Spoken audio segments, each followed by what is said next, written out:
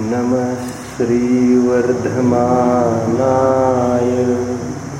निर्धूतकलिलात्मने सालोकानां त्रिलोकानां यद्विद्या दर्पणायते।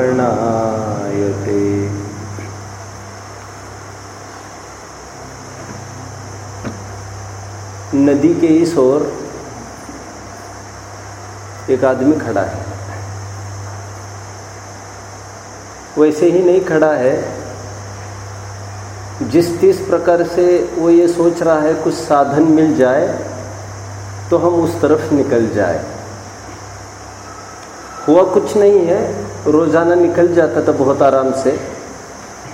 आज कुछ ऐसी नौबत आ पड़ी है कि आज बाढ़ आई है, निकलने का कोई रास्ता ही नहीं है और ना ही नाविक है। बहुत बड़ा व्यापारी है, धनाढ्य व्यक्ति है और बस चले तो ऐसी कई जहाजें तो स्वयं खरीद सकता है, लेकिन आज नौबत है और नदी के इस तरफ खड़ा है। इस पार किसी नाव की प्रतीक्षा कर रहा है, लेकिन उसको ये लग रहा है, ये बादल तूफानों को देखकर उसको ऐसा प्रतीत हो रहा है, बढ़ती बाढ़ों को देखकर, कि आज तो गया, सब कुछ गया, मिट गया अपना। घूमते घामते थोड़े से वहीं पर पेड़ के नीचे एक साधु के भेष में बैठा हुआ एक आदमी है, समवयस्क। तो क्या करना इतनी देर, अभी 2 घंटा हो गया है, कोई सोर्स ही नहीं लग रहा है, क्या हो सकता है। कंकड़ पत्थरों को कितनी देर लाते मारते बैठेगा। तो थोड़ा घूमते घूमते उस पेड़ के नीचे आकर खड़ा हुआ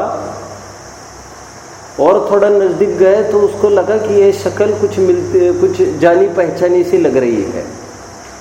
कौन होगा ये आदमी, कौन होगा ये आदमी, इसको कहीं देखा है, देखा है, इतनी ही बात नहीं है। यदि प्रॉपर फेस कट सामने आ जाए तो जरूर मैं ये कह सकूंगा इसके साथ बहुत काल बिताया है मैंने। थोड़ी सी ध्यान साधना से बाहर निकल आए साधु भेषी, और थोड़ी देर में ये ख्याल में आया दोनों का आपस में, अभी दोनों वैसे आकर नदी के इस पार खड़े आपस में बात करते हुए यह पता चला कि दोनों क्लासमेट्स रहे हैं। एक्स क्लासमेट्स जो हो सकता है आज 25-30 साल गुजर गए, पीछे मुड़ के किसी को देखने को फुर्सत नहीं।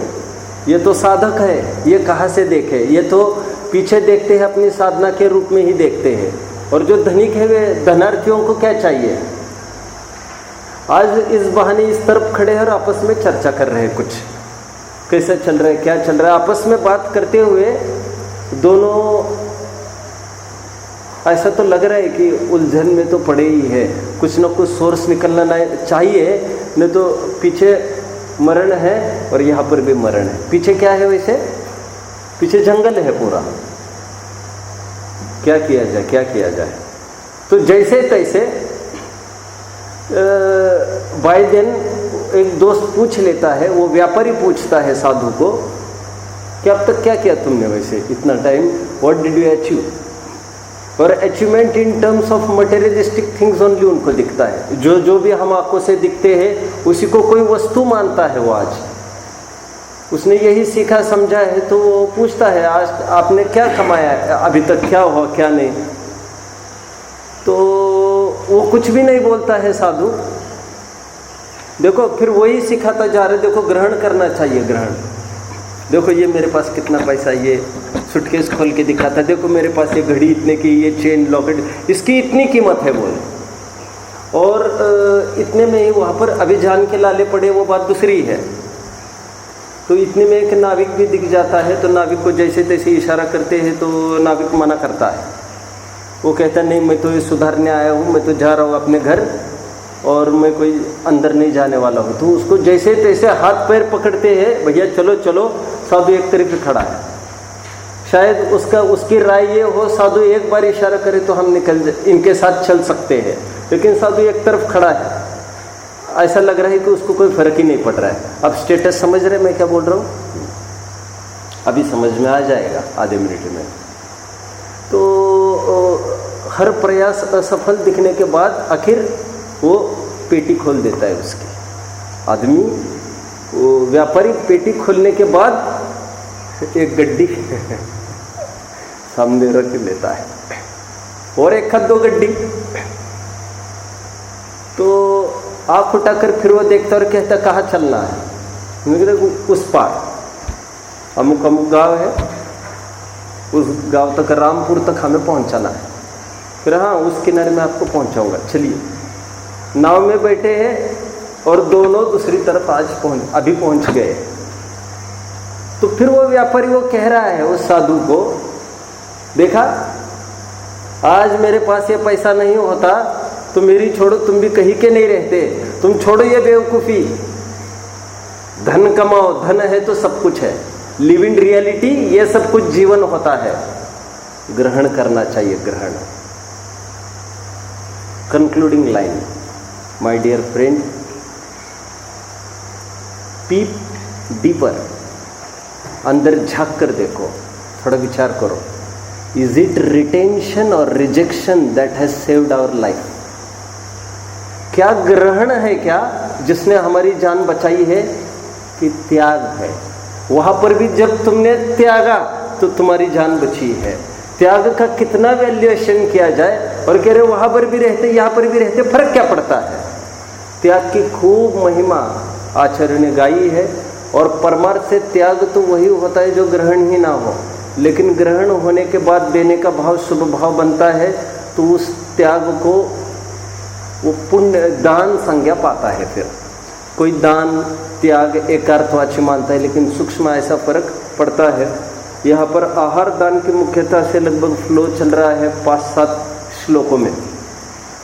और मैं तो हमेशा कहता हूँ कि भारतीय संस्कृति है ये, कि पति मान के चल सकते हैं थोड़ी देर के लिए। पति भोजन किए बिना पत्नी भोजन नहीं करती, अथवा अपना बच्चा अभी तक नहीं आया, उसके भोजन का टाइम हो गया तो माँ भोजन नहीं कर सकती, और पति भोजन करेंगे हमारे। फिर पति देव भोजन करने के बाद फिर हमारे बच्चे भोजन करेंगे। बड़े बुजुर्ग हो घर में, उनको पूछेंगे सबसे पहले, और फिर जो बचा खुचा है भारतीय संस्कृति की नारी, वो हम काम चला लेंगे, क्योंकि समर्पण हमारे खून में ही है, हमारी फितरत ही वो बनी है। जिस दिन हमारी जो फेरे पड़े थे, समर्पण ही हमारा जीवन का पर्यायवाची बन गया है। भारतीय संस्कृति ये है कि पति भोजन करे फिर हम भोजन करते हैं, उसके बिना उसको मन नहीं बनता। भारतीय संस्कृति, श्रमण संस्कृति ये कहती है, हमारी जैन संस्कृति, मुनि को भोजन कराए बिना हमारा भोजन सुखकर नहीं होता।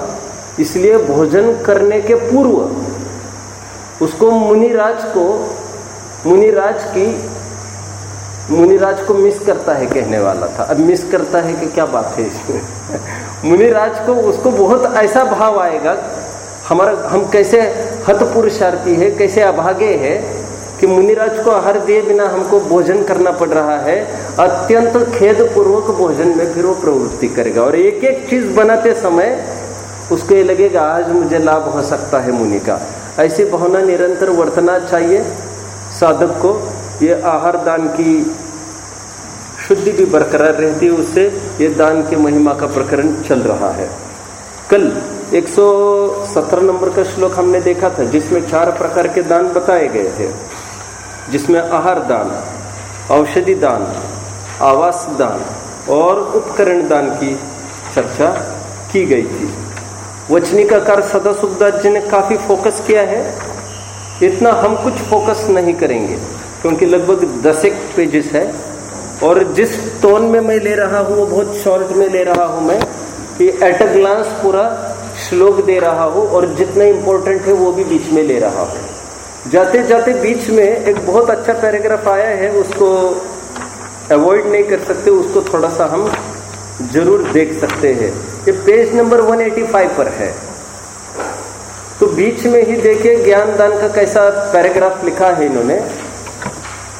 185 सेकंड लास्ट पैराग्राफ। अनेक ग्रंथों को लिखवाना, पढ़ने वालों को पुस्तक देना, ग्रंथ को शुद्ध करने में शुद्ध करने वालों को निराकुल कर देना, ज्ञान के अभ्यास करने वालों से प्रीति करना, अपने आत्मा को ज्ञान के अभ्यास में लगाना, अपनी संतान को तथा कुटुंबियों को ज्ञान के अभ्यास में लगाना। क्या लिख रहे हैं यहाँ पर? अपनी संतान को, अपने कुटुंबियों को ज्ञान के अभ्यास में लगाना, जैसे बने वैसे लोगों की शास्त्र के अभ्यास में रुचि करानी चाहिए। माता शत्रु पिता बैरी ये न बालो न पाटिता, बोलो, न शोभते सभा मध्य, क्या जिस प्रकार हंस की सभाओं में बक नहीं शोभता, बगुला नहीं शोभता, ये ऐरे गहरे नहीं शोभते, ठीक उसी प्रकार सज्जनों की शोभा में जो पढ़ा लिखा नहीं है, शास्त्राभ्यासी, बहुत अच्छी भाषा में कहना चाहिए, उसकी कोई रंगत नहीं आएगी। और जो माँ बाप अपने बच्चे को इस लोकोत्तर विद्या से वंचित रखते हैं, इसलिए हमारे बच्चों के साथ घंटों बीतने चाहिए, इसमें आपको ये करना चाहिए। और सफल प्रोग्राम तो मैं कहीं पुस्तकों की नहीं कह रहा हूँ, या हमारे जीवन में हमने किया, हमारे जीवन में मैंने देखा, क्योंकि माँ का बहुत असर होता है बच्चों पर।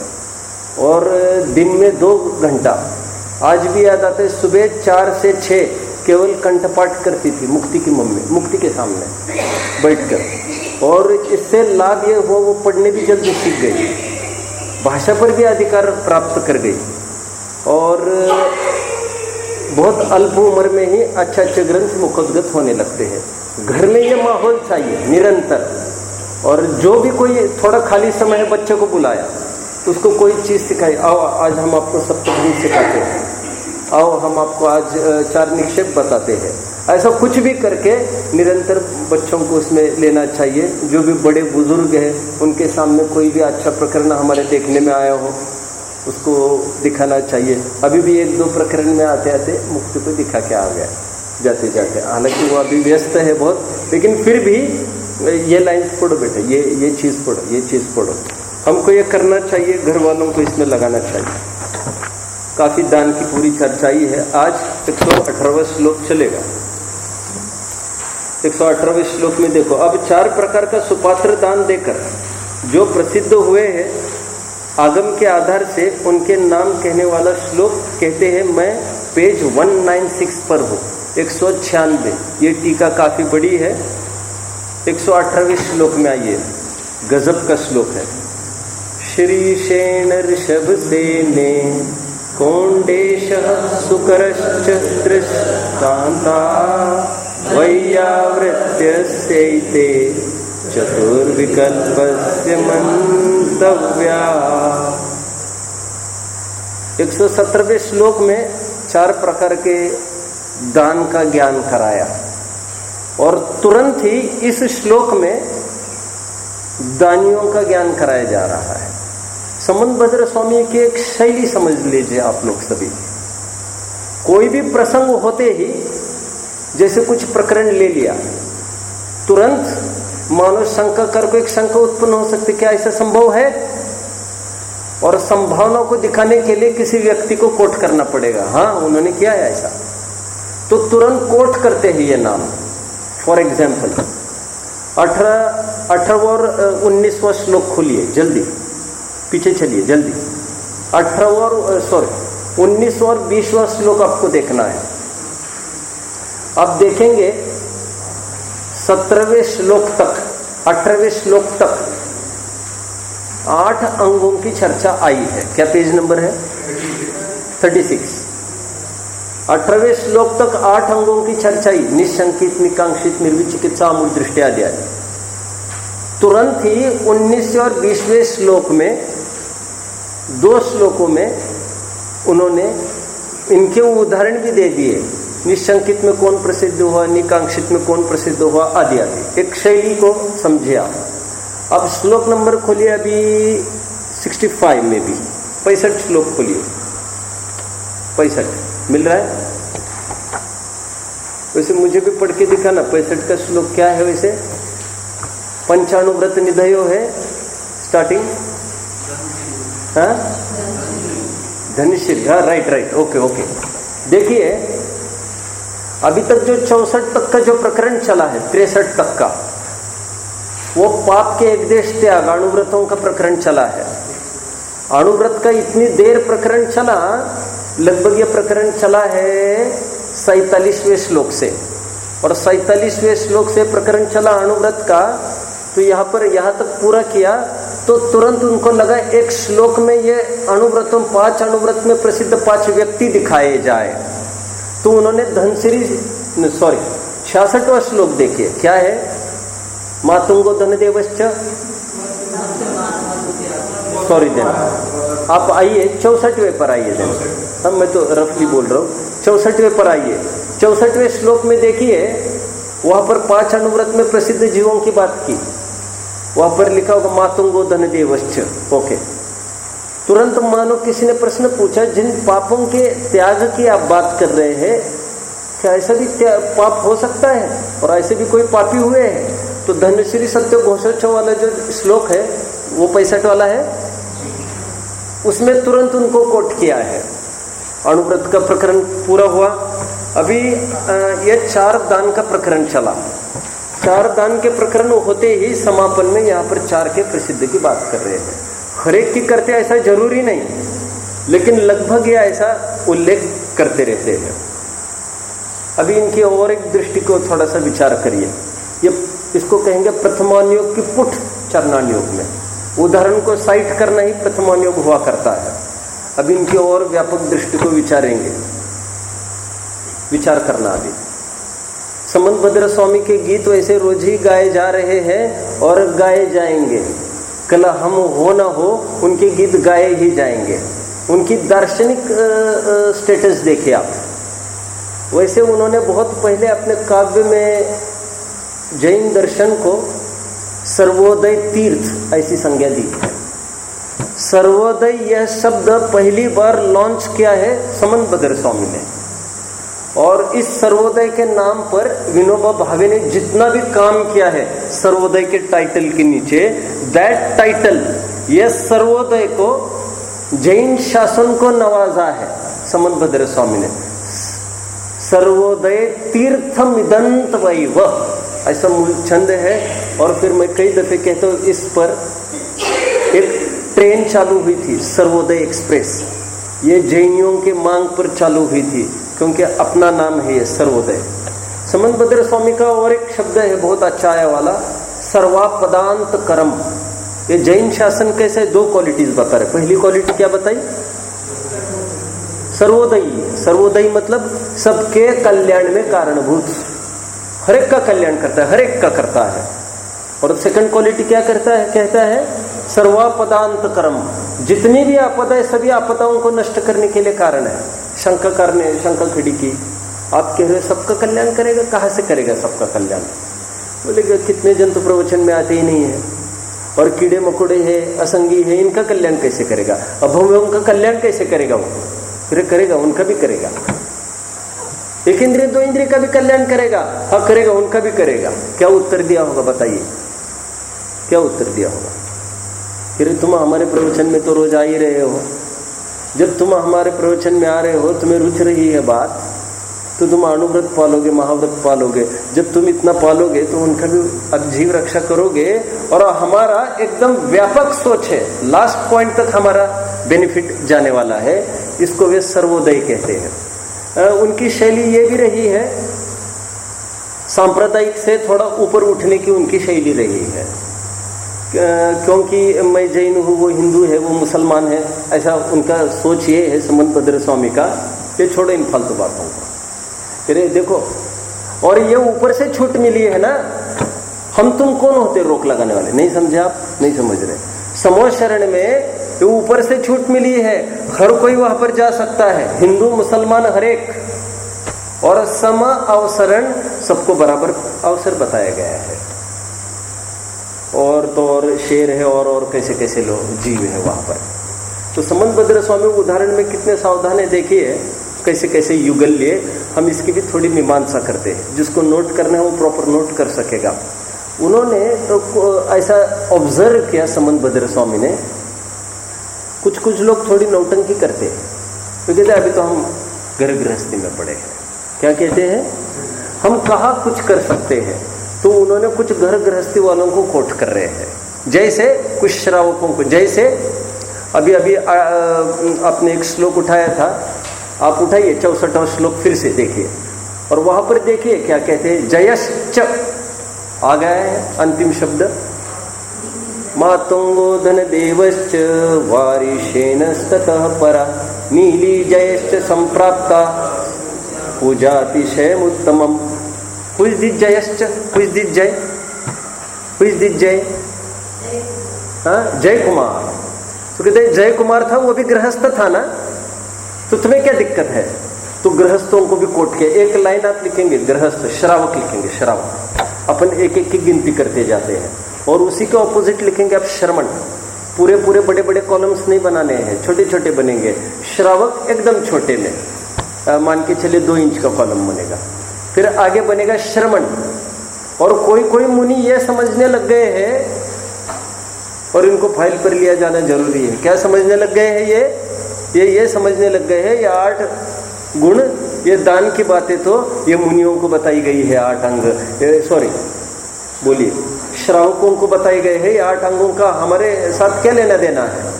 तो कहते हैं एक काम करो, श्रवण का भी अलग सा कोटा उसमें रख दो। बोलिए एक वारिशेन। कितने आए देखो, 18वां श्लोक खोलिए अभी, 18वां श्लोक, 19वां, जल्दी 19वां। आपको बताने कितने श्रमण हुए, आप बताइए जल्दी।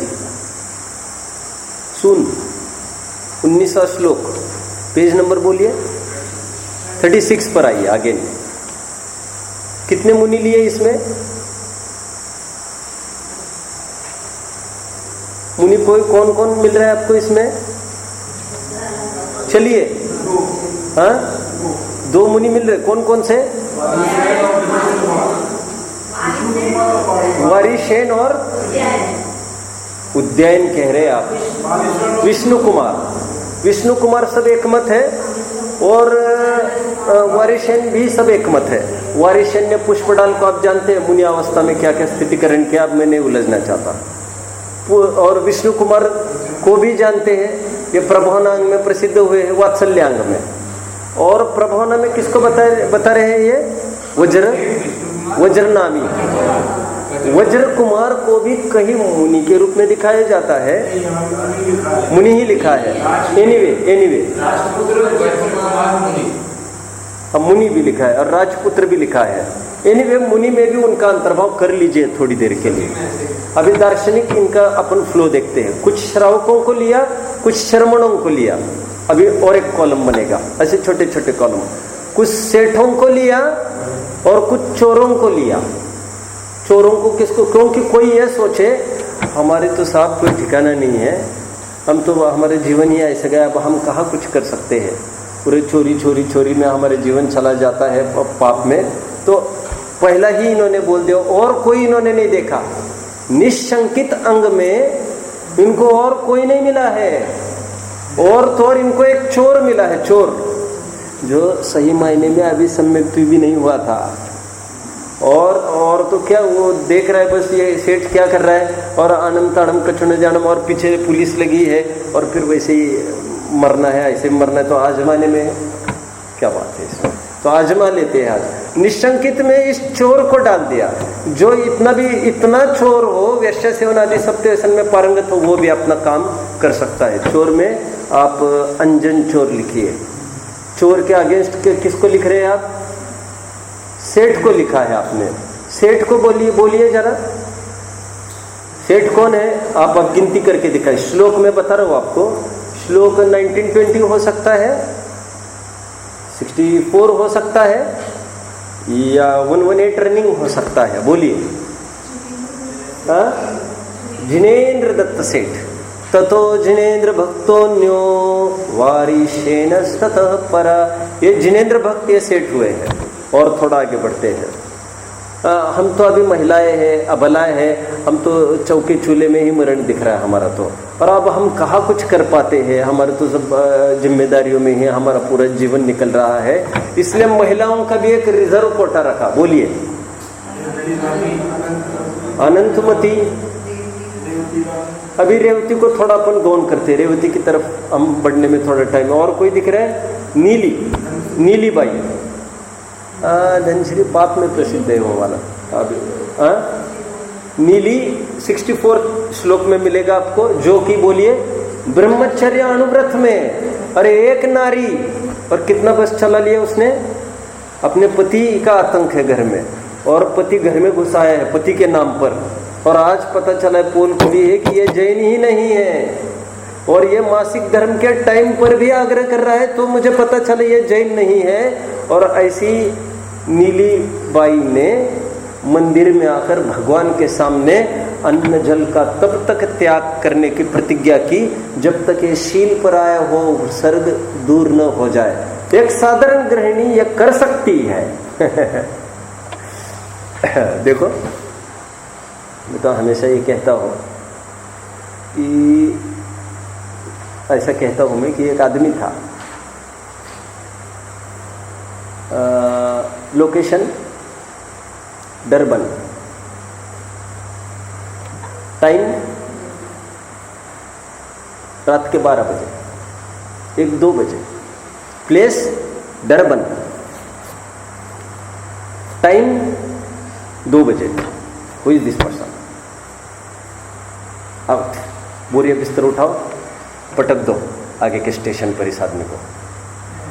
Not is in this bogies, this bogies are meant only for whites, out, kick him down. उठाया और सीधा पटक दिया उसको, उस आदमी को। और उस आदमी ने वहां बैठे हुए ये विचार किया, या हमारे सरीखे, हमारे कई भाई ऐसे परेशान हैं शायद, क्योंकि भारतीय मतलब काले, मैं कई दफे कहता हूँ इस बात को, कोई मई के अलग काला हुआ ऐसी बात नहीं है। आप लोगों का भी अंतर्भाव कालों में ही आता है, क्योंकि जो इतने पार्ट की तरफ है, Indians are considered to be black. और महात्मा गांधी जी ने वहां बैठकर ये इतना सा सोचा, और उसने हिला डाला, पूरी नींव को हिला डाला। जो इतनी जमाई थी 200 साल की, उन्होंने धीरे धीरे हिलाना चालू किया। झांसी की रानी कौन थी वैसे? लेकिन देखते ही देखते, ये गोपाल दास जी कौन थे? लेकिन जब उन्होंने गोपाल दास जी का उदय हुआ 17वें साल तक, जिस आदमी ने जिन मंदिर में ही नहीं गया था, और उस जीव ने इतना अवेकनिंग लाया कि हम भी पढ़ेंगे और पूरी समाज को इसी में लगाएंगे। और कितने प्रतिकूलताग्रस्त थे, और आप जानते हो उनकी वाइफ स्मोकिंग वोकिंग भी करती थी, सब बहुत बड़ी बातें हैं, और उनको सब करके देना पड़ता था प्रवचन के बीच में। आप जानते हैं ना सब ये बातें। प्रवचन के बीच में पत्नी आती थी, क्या बात है, हुक्का भरा नहीं क्या? चलो ठीक, वहां से बाद में कर लेना लेक्चर बाजी। और ये तो बात ही नहीं कि विद्वानों की पत्नियों को भी प्रवचन में आना चाहिए। छोड़िए साहब, हमको वह हाजिरी लगा क्या आने दो, आप थोड़ा रुकिए। 66 दिन उन्होंने भी धैर्य रखा है, आपको भी धैर्य रखना चाहिए। मैं आता हूँ थोड़ा सा सिलगा कर। मतलब इस हालत से गुजरने वाले ये गोपाल दास जी, और उनकी बाद में इतनी पूज्यता हो गई समाज में। सुनते हैं जहाँ पर वे उतरते थे, वहां से लेकर ठेठ जहाँ पर उनको रुकना है वहां तक पूरा कालीन बिछाई जाती थी। इतना रुतबा रहा फिर उनका, और सादगी कमाली की, लेकिन पूरा सींचा उन्होंने जैन समाज को इन जैन विद्याओं से। तात्पर्य बोलिए, कहने का तात्पर्य बोलिए। अब हम कैसे कर सकते हैं, और कैसे काम हो सकता है, क्या हो सकता है? पूरे ये फिलोसॉफिकल अप्रोच लिया है उन्होंने। उदाहरण को लिखने में भी थोड़ा और आगे बढ़ते। कितने हो गए आपने? सेठ को लिया, चोर को लिया, श्रवण को लिया, श्रावक को लिया, इतना ही हुआ। अभी राजा ये सोचे, मैं तो राजा हूँ, मैं यदि सिंहासन छोड़ूंगा तो भैया हमारे कंधे धनुष बांध रखा है, इसलिए तुम्हारी बीना बज रही है। हाँ, वृषभ सेना भी रह गया, नहीं रह गया। अपन कर रहे हैं, फिर अपन सबको लाने वाले हैं। अपन सुनिए संकेत भाई, अपन पहले सब उसको ला रहे हैं, टेबुलर फॉर्म में कर रहे हैं, फिर अपन सबको डालने वाले हैं बाद में। पहले मैं हेडिंग्स कर रहा हूँ तैयार। मैं अभी कहाँ तक खड़ा था? मैं कुछ कह रहा था। राजा ये सोच रहा है कि मेरे माथे तुम लोगों को कोई समझ में आती है? मुझे क्या काम होते हैं? जाओ तुम अपना पढ़ो, तुम्हारे काम है ये। सर सेठ हुकुमचंद ने एक बार सागर के मंच से, एक बार ये बात हुई, पन्नालाल जी वगैरह सभी मंच पर बैठे थे, बड़े बड़े विद्वान, और सर सेठ हुकुमचंद जी को सबने ये कहा कि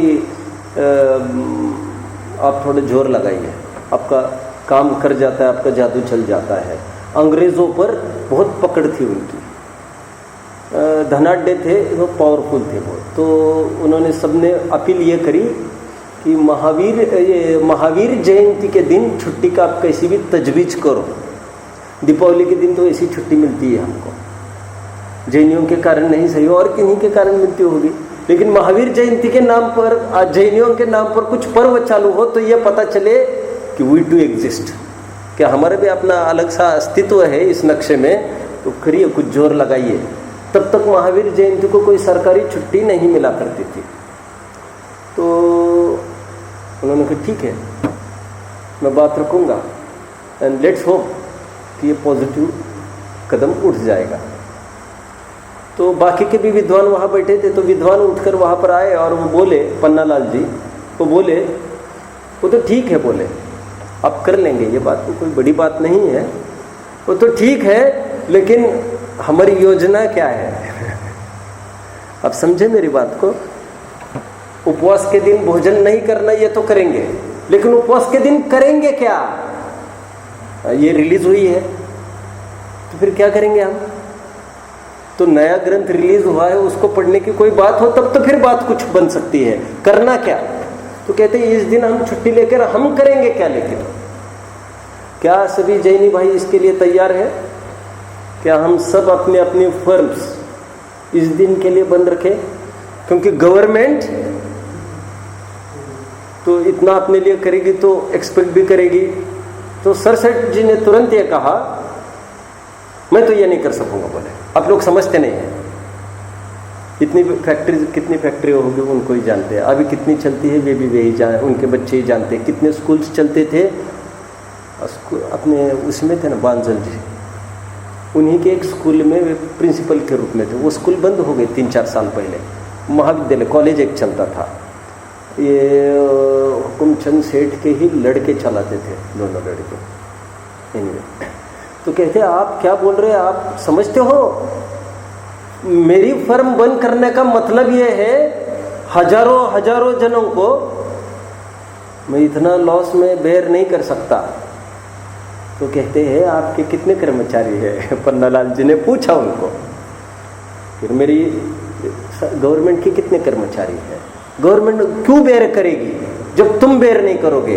पहले हम ये सोचे, जोर लगाने के पहले आप पहले इसको कर सकेंगे क्या आप?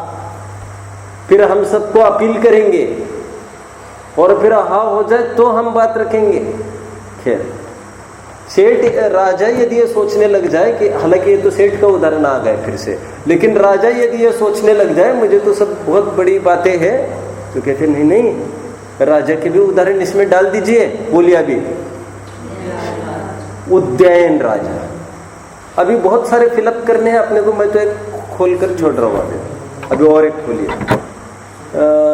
लेडीज कोटा भी हो रहा है।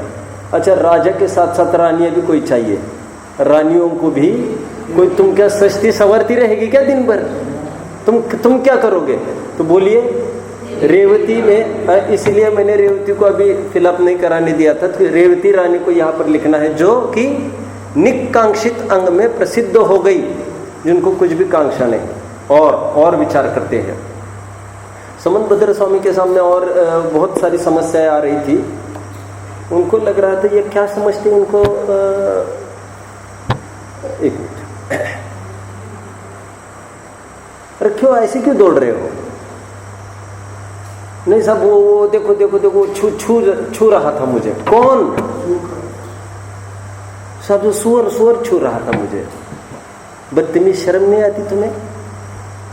यदि तुम भी गलती से छू जाओ, उसका बस चलता तो कहता आदमी हमको छू गए हैं, हम तो अभी नहा के आएंगे।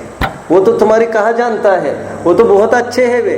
तो कहते एक काम करो, स्वर को बहुत ही उसका कहना चाहिए, एक क्या कहते हैं उसको प्रॉपर वर्ड्स में, डिफेमेशन हुआ है इसका स्वर को बहुत ओछी दृष्टि से देखा जाने लग गया है। कहते अपन स्वर को कहीं डाल सकते हैं क्या? अपन स्वर का उदाहरण देंगे। और वसति का दान में किसी करोड़ अरबपति का नाम नहीं लिया इन्होंने। वसति का दान मतलब समझ रहे हैं आप? वसति का दान मतलब कुछ एक हमने धर्मशाला बांधी तो एक ऐसे आदमी को बोल देते, आदमी का नाम लिख देते समंत भद्र स्वामी कि इन्होंने इतनी धर्मशालाएं बांधी, इन्होंने इतना इतना वसति का ही दे दी ऐसा। और कोई नहीं दिखा इनको, एक सुअर दिखा है और सुअर को इन्होंने कोट भी किया है। तो कहते हैं ये अति विशिष्ट दर्जा वालों को जिनको एकदम हीन दृष्टि से देखा जाता है। और मानव में भी ऐसे कोई उपेक्षित है? हाँ साहब, वो जो पर्टिकुलर कैटेगरी है ना, हरिजन होते हैं, वो वैसे लोग होते हैं, वो अनटचेबल्स के शिकार है ये सब। और वे तो देखो देखो वे रास्ते से गुजर रहे हैं ना, वे देखो सिर पर जो ढोरे हैं ना, वे इतनी बड़ी बड़ी टोकरियां जो ढोरे हैं ना 20-20, 25-25 किलो, वो that is nothing but human excreta. वो और कुछ नहीं है बट वो मानवों की विष्ठा है। और जब ये कुछ भी सोर्सेस नहीं थे तो मैन्युअली होता था ये। और जिनको हम आज भंगी स्कैवेंजर्स कहते हैं, वो ऐसा पर्सनली उठाते थे। और उनकी हालत ये होती थी, इतिहास पढ़ना चाहिए, हालत उनकी ये होती थी कि उठाते उठाते वे कोई बहुत अच्छे होते होंगे, ऐसा कुछ नहीं। टूटते फूटते तो सभी प्रकार के बर्तन है, और टूटने फूटने के बाद उनके मुंह और सब सिर लिपटा रहता था उसी से। और उनका उनकी पीढ़ी दर पीढ़ी ये सब उठाते उठाते मजबूरियों का बोझा, गंदगी का बोझा उठाते उठाते उनकी पीढ़ियां खप गई थी। और आज जाके ये सब हमको ऐसा लगता है कि ऐसा भी होता था, अपने बच्चे पूछेंगे अपने को, लेकिन पुस्तकों में ये सब सुरक्षित है। तो समंत भद्र स्वामी ने कहा एक काम करना चाहिए हमको। बोले आपके क्लास में सबसे आगे के बेंच पर कौन बैठता है आकर? साहब मेरे आगे, मेरे सामने, मैं तो विद्वान हूँ ना, मेरे सामने पंडित जी बैठते हैं। एक काम करना, कल एक काम करना, वो जो आदमी है ना, जो मातंग है ना, मातंग चांडाल है ना, चांडाल एकदम लो क्लास, जिसको तुमने कहाँ पर एकोमोडेशन किया उसका, प्रीमाइसिस के बाहर। मैंने कल भी आपको एक संकेत किया था, आपको याद आ रहा होगा। मैंने ये कहा था आपको कि सम्राट चंद्रगुप्त के काल का वर्णन करते समय उन्होंने लिखा है चांडाल आदि नगर के बाहर रहते थे। अरे कुछ तो बोलिए, अरे कुछ तो बोलिए, कल थे क्या भैया? मुझे तो यही याद नहीं रहता। कितने दिन याद रख सकता है? 1-2 दिन का याद रख सकता है आदमी। हाँ, तो कहते एक काम किया जा सकता है। अरे क्या? उसको बुलाया जा सकता है। समंत भद्र स्वामी कह रहे किसको? वो जो मल ढोता है आदमी, वो ऐसे भंगियों को, वो जो चांडाल है जिसको गांव के साहब, वो गांव में कैसे आ सकता है? नहीं, उसको कुछ भी करके लाया जा सकता है गांव में। साहब लेकिन कैसे लाया जा सकता है? और कोई अच्छा आदमी कहे तो, यदि मैं कहूँ तो सब आपकी कैसे कोई नहीं मानेगा। तो कहाँ पर लाना है, लेकिन क्यों लाना है? मतलब कुछ आपकी लैट्रिन वगैरह कुछ साफ करना है, ऐसी कोई बात है क्या? नहीं नहीं, हम तो ये कह रहे हैं कल के प्रवचन जो होंगे ना, उसमें पंडित जी के क्या बगल नहीं, पंडित जी तो इसको टॉलरेट नहीं करेंगे। एक काम कर सकते हैं, आप सबसे आगे लाकर मेरे बगल में बिठा सकते हैं उनको। तो समंत भद्र स्वामी ने मातंगों को कितनी जगह याद किया? कहाँ पर है ये? 64 पर मातंग अहिंसा अनुव्रत में उस चांडाल को याद किया है, जो पेशे से कितना ऐसा पेशा कर रहा है। और बोलो, और एक जगह, I think it may be 29 खोलिए, ये पंडित जी बोल रहे हैं यहाँ पर। सम्यक दर्शन क्या है? सम्यक दर्शन संपन्न मपि मातंग देहजम देवादेवर विदुर्भस्म गूढ़ांगारंतरोचसम। कहाँ पर है बोलिए जल्दी? 65 पेज पर आइए। 65 पेज पर देखिए, श्लोक है ये 28। यहाँ पर और किसी को याद नहीं किया इन्होंने। कह रहे सम्यक दर्शन इतनी अतिशयकारी चीज है। कितनी अतिशयकारी चीज है? इतनी अतिशयकारी चीज है, कितनी? इतनी कि आप टेबल में सब फिल करते जाइए जो जो मैं लिख रहा हूँ। नाम लिखना चाहिए और श्लोक नंबर भी लिखना चाहिए, क्योंकि मैं एट रैंडम बताता जा रहा हूँ। आई एम नॉट प्रिपेयर्ड वैसे, मुझे अभी अभी ख्याल में आ रहा है काफ़ी सारी चीज़ें। तो यहाँ पर समझना चाहिए कि क्या उदाहरण दिया जा रहा है, कह रहे जिस प्रकार वो अग्नि को गूढ़ांगारांतरो जसम, उस आग को अंगारे से ढका जाए फिर भी उसका तेज घटता नहीं है, भले ही तुम उसका लोप करना चाहे लेकिन वो लोप हुआ नहीं है। ठीक उसी प्रकार ये मातंग कुल में पैदा होने पर भी जो सम्यक दर्शन अर्जित करता है उनको सब हम तो नहीं जाएंगे, अरे तेरी छोड़, अच्छे अच्छे देव देव देव उनकी क्या करते हैं सब और ऐसा कहाँ मिला है? अरे उस चांडाल को ऊपर से फेंक दिया जा रहा था, मगरमच्छ था, जानते हैं ना इस बात को? अरे हाँ या ना है? ये मान सकते हो प्रथमानुयोग मैंने बहुत नहीं पढ़ा है लेकिन ये तो थोड़ा बहुत हमको पता होना चाहिए। जब चांडाल को ये पता, राजा को ये पता चला ये चांडाल घर पर ही था और इसने मना कर दिया हमको, और चांडाल देखो तब भी पीछे नहीं हटाई है, क्योंकि उसके दिमाग में दो ही व्यक्ति है अभी। कौन कौन? एक तो ये राजा और दूसरा सर्वज्ञ, सर्वज्ञ शासन चल रहा है उसके दिमाग में, इसकी कि उसकी, जिनवानी कि जनवानी, मैं क्या करूं क्या करूं? तो ये इतना पेच नहीं है उसके पास, तो उसने ऑप्ट कर लिया है मैं जिनवानी को ही करूंगा। और मैं अष्टमी चौदस को उसकी उतनी ही प्रतिज्ञा थी, आज भारी है टक्कर देना उस चांडाल को भी, क्योंकि अष्टमी चौदस को भी कोई आरंभ का त्याग करे, और उसका तो हाथ का पेट था, बेचारे को कितनी मजबूरी में खपना पड़ा होगा, क्योंकि ऐसे लोगों को वैसे कोई काम नहीं देता। ऐसे लोगों को अच्छा काम करना चाहे, सब मैं अच्छा काम करना चाहता हूँ, क्या करेगा तू? मैं साथ में कुर्सी पर बैठकर मैनेज करना चाहता हूँ, पकड़ झाड़ू। हम कहाँ उनको लिफ्ट देने वाले हैं? तो ऐसा इसीलिए सब उसको करना पड़ा मजबूरी में आखिर तक। लेकिन कहते वो जो मातंग है, ऐसा होने पर भी देव भी, फिर राजा ने पता चला तो राजा ने हुक्म जारी किया कि इसको ऊपर से फेंका जाए तालाब में। सब मगरमच्छ थे वहाँ पर, और फिर भी अभी भी सोच लो, नहीं सोचना कुछ नहीं है, चलो।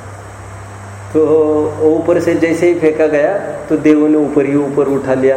ऐसे ऐसे अतिशय स्वयं में हो जाते। लोग कहते कैसे होते होंगे अतिशय ये पवित्रता के बल पर ये सब होता रहता है। पवित्रता का लोभ हो गए तो पुण्य का भी लोभ हो जाता है। और ये मातंग का अभी तुरंत ये कुत्ते घूमते रहते ना, क्या हुआ? कह रही ये जो कुत्ते मंडराते रहते दिन भर, बोले ये धर्म करे तो इनको देव गति की प्राप्ति हो सकती है। और जो देव है जिनको देख देख कर तुम्हें मुंह में पानी छूट रहा है, वे कुत्ते होने वाले हैं अगले। तो तुरंत देखिए 29वां देखिए, श्वापी देवोपि देवस्वा जायते धर्म कुल विषाद, धर्म किल विषाद। इनके उदाहरणों में और देखिए सोच रहे हैं ये कैसे उठा जाए, कितना छल कर सकता है ये आदमी। तो कहते साहब मैं तो क्या कहे आपको, क्या है आपकी क्या प्रॉब्लम है? सबको मिलेगा यहाँ पर, सबको अवसर है, सबको अवसर है, कोई खाली हाथ नहीं जाएगा। This is a sort of, Chakravarti क्या करता है कल बोला था, बोलिए, किमिच्छिक दान है, किमिच्छिक दान, और कोई खाली हाथ नहीं जाएगा। साहब मुझे तो कुछ आता ही नहीं है, ये आप जो बातें कर रहे हैं मुझे तो सब बाउंसर जा रही है सिर के ऊपर से, समझ में नहीं आता, समझ में नहीं आ रहा मुझे ये आप जो भी कुछ पढ़ाते हैं। ये क्या बोल रहे हैं आप? क्या बोल रहे थे? ये आत्मा, ये क्या होती है आत्मा? ये रोटी के साथ खाने की? अरे यार तू क्या बात करता है? तुम एक काम करो, सब में क्या है मेरी समझ से, मैं पढ़ा लिखा नहीं हूँ, कोई बात नहीं, तुम प्रवचनों में आया करो, बोलो उदाहरण बोलिए जल्दी। हाँ उदाहरण बोलिए। अच्छा सब मुझे कुछ भी नहीं आता, तुम एक काम करो, कुछ भी समझ में नहीं आता तो यार तू भेड़ बकरी पालता रहता है वहां पर जंगलों में, धूप में वहां पर घंटों धूप झेलता है और हाँकता रहता है उनको जंगलों में, और ऐसे भयानक शेर बागों के बीच में एक धंधे करता है, तुम यहाँ पर पेड़ के नीचे छाव में आकर बैठना, यहाँ पर तेरा क्या जा रहा है, सब बस बैठने का काम हो जाएगा क्या। और ये कोंडेश का एक उदाहरण कोट किया। कोंडेश ग्वाल ज्ञानदान में प्रसिद्ध हुआ, अंगूठा छाप, गाय चराने जाता था और उसने एक दिन आग वाग लगी कहते हैं, और फिर उसने देखा ये कोई अतिशयकारी चीज़ है, मुनिराज को भेंट दी और फलस्वरूप कहते हैं, ज़्यादा मैं उलझना नहीं चाहता, कहते हैं फलस्वरूप और कुछ नहीं, कुछ भी नहीं पड़ा इस भाव में, केवल मुनिराज ने इतना ही कहा उसको, आत्मा शुद्ध है, अनादि निधन है, आत्मा मरता नहीं है। तो और मुनियों को ज़्यादा बोलने की आवश्यकता कहाँ है, उनकी एक निगाह और झलक में ही निहाल हो गए वो तो ग्वाला, उसको बहुत सारी बातें ही समझ में आ गई जो मुंह से नहीं बोली जा सकती थी।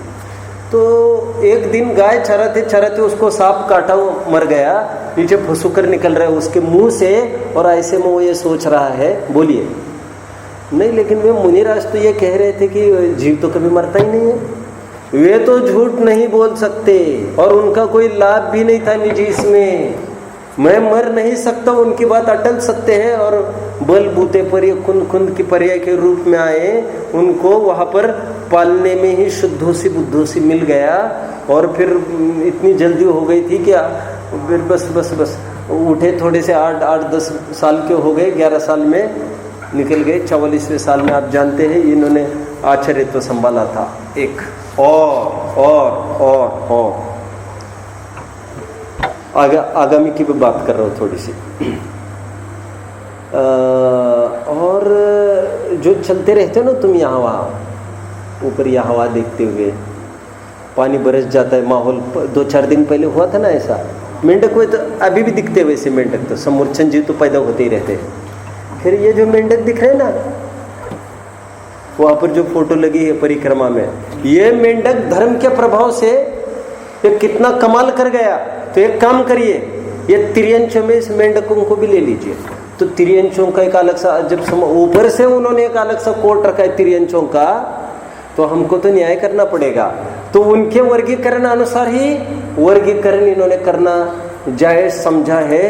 भक्ति में प्रसिद्ध, पूजन में प्रसिद्ध, और कोई याद नहीं आए वो श्लोक वैसे कल चलेगा। मेंढक को याद करेंगे अभी ये कल, और कैसी कैसी विभूतियों से उसको नवाजेंगे ये तो हम कल ही देखेंगे। आज अभी ये टेबल पूरा करते हैं। आइए आगे, कितने नाम रहे और कहाँ कहाँ फिल होंगे अभी जल्दी बताइए मुझे। अनंतमती आपने कहाँ रखा? सॉरी क्या है, तावद अंजन चौरांगे, अंजन चोर कहाँ रखा? चोर में। तो अनंतमती कहाँ रखा? श्राविका में रखा। ठीक है, ठीक है, श्राविका में रखना ज़्यादा ठीक है। आगे थर्ड कौन है? उद्यान राजा में। फोर्थ रेवती रानी। फिफ्थ जिनेंद्र भक्त नाम का सेठ। हाँ बोलिए। हाँ, वारिशेन मुनि और विष्णु कुमार मुनि और वज्र कुमार मुनि। हो गया। अभी 64 पर आइए जल्दी। 64 पर क्या क्या है? मातंग को लेना है आपको। किस कैटेगरी में डालेंगे अपन? आप अहिंसा नहीं, वो तो अहिंसा अनुव्रत में तो प्रसिद्ध हुए। अपन जो यहाँ पर कर रहे हैं उसको कैटेगरी क्या बनाएंगे अपन ऊपर? SC ST यहाँ पर लो क्लास ऐसे ले सकते, लो कास्ट वगैरह। तो उसमें मातंग का नाम नहीं, आप किसका नाम बोले? अब मातंग का चल रहा है ना, तो मातंग का आप श्लोक लिखना चाहिए। मातंग को 2 जगह याद किया, दोनों श्लोक आप वहाँ पर कोट कर सकते हैं। धनदेव, सॉरी, मातंगो निम्न गोत्र कह सकते हैं। मातंगो धनदेव है ना, दूसरा सत्य में प्रसिद्ध है। धनदेव एक गृहस्थ था और कुछ वहाँ पर नई बात आ रही है, नहीं तो गृहस्थ लिख लीजिए, श्राव। ओके। मातंगो धनदेवश्च वारिशेन है ना। वारिशेन कौन था? वारिशेन राजकुमार था। आपको यहाँ पर कायदे से तो राजा लिखना चाहिए। राजकुमार था ना, उसको तो श्रेणी का लड़का था ही, तो न्याय से तो उसको राजा ही समझा जाएगा, और तो वैसा नहीं समझा जाएगा। श्रावक तो है ही, इसमें क्या शक है। आगे क्या, नीली को अपने ले लिया है स्त्री में, श्राविका में, ठीक है। आगे जय कुमार को भी ले लिया है हमने। वैसे जय कुमार को और एक पोस्ट है, बोलिए, एक पॉलिटिकल होल्ड भी रखता है। ये क्या है, सेनापति है ये तो as good as king only आप कह सकते हैं, तो ऐसा भी लिखा जा सकता है। और यहाँ पर आइए 118वां श्लोक जल्दी। श्रीशैन प्रसिद्ध हुए हैं, श्रीशैन राजा है, राजा, ये प्रसिद्ध है आहार दान में। वृषभ सेना यह प्रसिद्ध है औषधि दान में। कौंडेश प्रसिद्ध है ज्ञान दान में।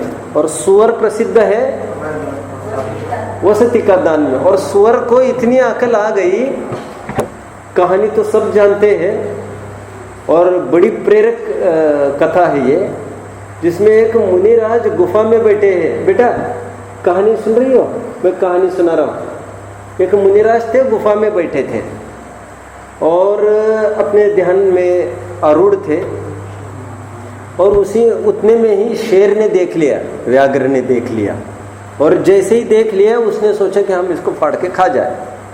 और जैसे वो अंदर जाने को खाने के लिए, उस सुअर की निगाह पड़ गई और उसको ख्याल में आ गया इसकी नीयत में खोट है और उसको इतनी अकल आ गई।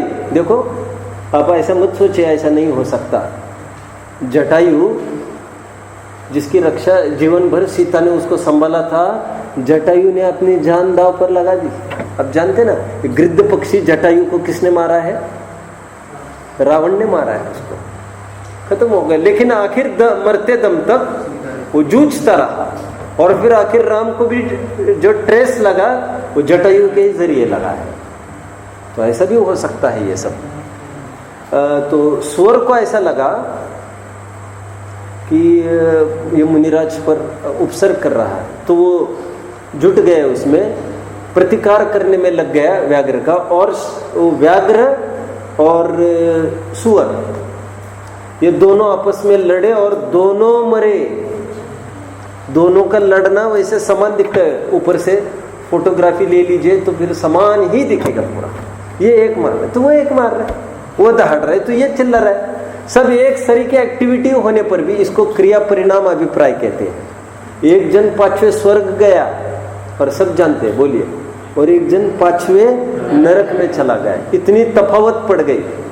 मुनिराज तो बैठे गुप्त गुफा में, उनको तो वैसे कोई फर्क नहीं पड़ता। एक राग का प्रतीक है, एक द्वेष का प्रतीक है, और एक शुद्ध भाव का प्रतीक है। तो ये 5वें ही स्वर्ग गए ना, और तो कोई उपलब्धि नहीं हो पाई ना। लेकिन जो गुफा में बैठे हुए मुनिराज है तटस्थ, वे तो निर्वाण की प्राप्ति कर गए। इतने में पूरा जैन शासन है हमारा। तो वसति का दान में उसने और कुछ नहीं किया, भावनाओं के बल पर जो उसके पास था, जो उससे करना बन गया, वो उसने किया। इसलिए आपके पास कितने साधन हैं और आप कितने क्या क्या सोर्सेस है, कितना पैसा है, कितना शक्ति है, कितना बल है, इसका विचार नहीं करना चाहिए। जहां पर खड़े रहकर जितना जहां जो कर सकते हैं आप, मुझे तो नौकरी इतने बजे जाना पड़ता है, इतने बजे जाना पड़ता है, अब कैसे होगा, अब कैसे होगा, जहां पर हो तुम चालू करो पहले कुछ ना कुछ। ऐसी भावना हमको बहाना चाहिए। वही हिरण, बोलिए, हिरण ये थोड़ी विचार करता है मेरे में कितनी ताकत है। वो तो अपना बच्चा पकड़ा गया है, उसको तो बच्चे को बचाने की पड़ी है, वो जाकर जांग ठोक कर खड़ा हो जाता है शेर के सामने। तो बात भावनाओं की है, तो हमारे पास कितनी ताकत है उसकी भी बात नहीं है। शुक्रश्च दृष्टांत, ये 4 उदाहरण दिए हैं उन्होंने। 119 और 20वां श्लोक हम कल देखेंगे, दोनों श्लोक एक साथ। और कल और कल और कल और कल और कल